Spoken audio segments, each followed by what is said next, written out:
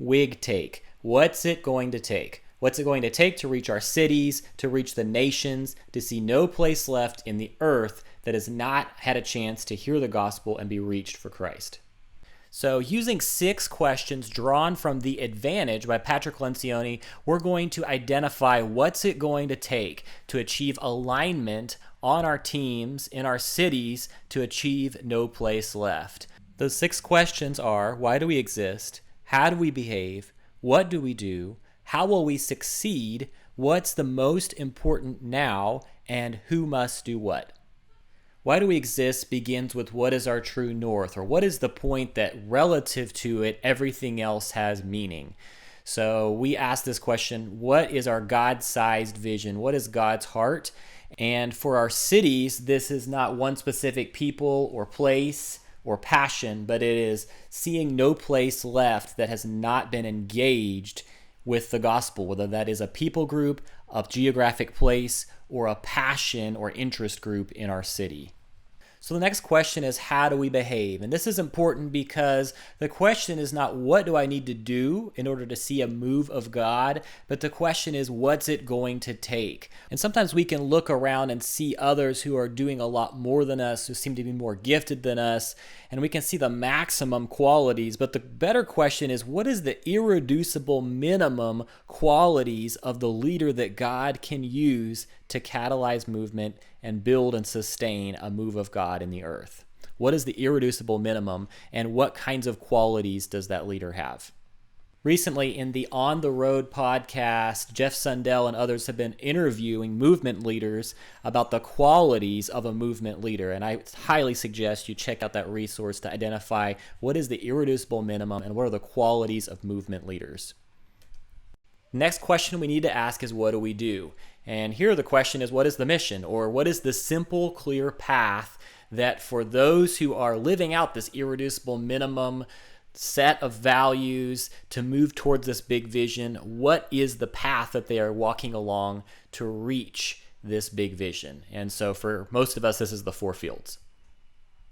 Next question: how will we succeed? In other words, what strategy do we need to be engaging in to successfully move down this path at this point in the journey? And so the question here is, what are the controllables and what are the uncontrollables? What are the lead measures, the things that I can do that are in my control? And what are the lag measures, the things that will result if I do these things that I have control of? So I can't see salvation or baptism happen, but I can share the gospel and then begin to respond when people want to receive Christ. Another helpful question to ask is, what stage of investment are we at in the church planting movement continuum? And here the soils framework by Steve Smith is really helpful. And so you can begin to identify what point in the growth of the movement are we? Are we at a point where there's some ownership by indigenous local leaders, or is there not yet? And that means that we are doing a lot of evangelism, a lot of prayer until we begin to find those God-prepared people emerging from within that specific segment. So where are we at, and what specific activities do we need to be engaging in at this point in the growth of the movement where we are? Now comes the focus question. And so having a lot of opportunities and doing a lot of activity doesn't necessarily equal more results. So the question is, what's the most important thing to do right now? And so what are the opportunities in front of us? What are the gaps that we see? And what of those things do we need to be focusing on? What is the first thing we should be focusing on? And so one of the tools, or one of the ways to begin to identify this that people have been using lately, is called the next gen conversation, where we're drawing out our generational map and kind of telling the story of how that looks, and then beginning to identify from some peer coaching what is some opportunities here, and how can we overcome this to get to the next generation of multiplication. So I'll put a link in the description to how you can begin to engage in that kind of next generation conversation. In fact, I'll put links to all of this content that I'm sharing with you in the description. So finally, we ask the question, who must do what? And so this is a question for the leadership team to ask about embodiment of values. So the values that we found in question number 2, how do we behave?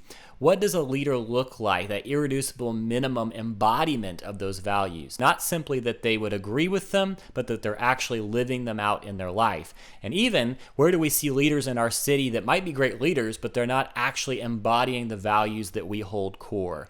This is going to create the alignment towards seeing WIGTAKE at a higher level, at a broad level across our city. So we need that alignment. We need those who are at the center, who are embodying, they're going to actually live out these values together and be committed to these values together and committed to an action plan together.